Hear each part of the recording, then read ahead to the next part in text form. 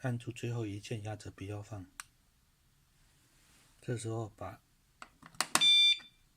电池装上，会听到哔一声，放开再按一次，这样子配对成功。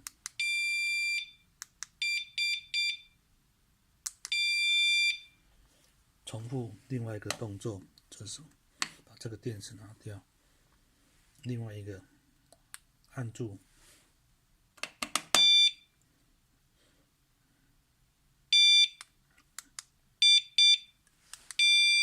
这时候彼此都已经对接 OK 了，把电池装上，两个同时，